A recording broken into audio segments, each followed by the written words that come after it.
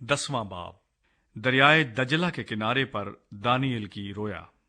शाह फारस होरस के तीसरे साल में दानियल पर, जिसका नाम बेल्तशज़र रखा गया, एक बात जाहिर की गई, और वो बात सच और बड़ी लश्कर कशी की थी। और उसने उस बात पर गौर किया और उस रोया का भेद समझा। मैं दानियल उन दिनों में 3 हफ्तों तक मातम करता रहा। ना मैंने लजीज खाना खाया, ना गोश्त और मैं ने मेरे मुंह में दखल पाया, और ना मैंने तेल मला, जब तक कि पूरे 3 हफ्ते गुजर न गए।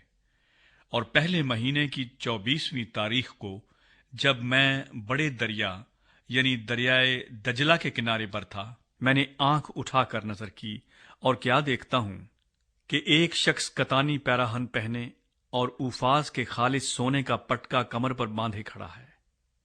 उसका बदन जबरजद की मानिंद और उसका चेहरा बिजली सा था, और उसकी आंखें आतशी चरागों की मानिंद थीं।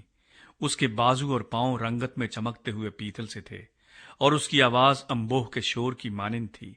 मैं दानियल ही ने ये रोया देखी, क्योंकि मेरे साथियों ने रोया न देखी, लेकिन उन पर बड़ी कपकपी तारी हुई और वो अपने आप को छुपाने को भाग गए। सो मैं अकेला रह गया और ये बड़ी रोया देखी, और मुझ में ताब न रही, क्योंकि मेरी ताजगी पज मुर्दगी से बदल गई और मेरी ताकत जाती रही। पर मैंने उसकी आवाज और बातें सुनी, और मैं उसकी आवाज और बातें सुनते वक्त मुंह के बल भारी नींद में पड़ गया, और मेरा मुंह जमीन की तरफ था। और देख, एक हाथ ने मुझे छुआ और मुझे घुटनों और हथेलियों पर बैठाया, और उसने मुझसे कहा, ए दानियल, अजीज मर्द, जो बातें मैं तुझसे कहता हूं समझ ले और सीधा खड़ा हो जा, क्योंकि अब मैं तेरे पास भेजा गया हूं। और जब उसने मुझसे ये बात कही तो मैं कांपता हुआ खड़ा हो गया। तब उसने मुझसे कहा, ए दानियल, खौफ न कर, क्योंकि जिस रोज से तूने दिल लगाया कि समझे और अपने खुदा के हजूर आजिजी करे, तेरी बातें सुनी गईं, और तेरी बातों के सबब से मैं आया हूं। पर फारिस की ममलिकत के मुअक्कल ने 21 दिन तक मेरा मुकाबला किया। फिर मिकाएल, जो मुकर्रब फरिश्तों में से है, मेरी मदद को पहुंचा, और मैं शाहाने फारिस के पास रुका रहा।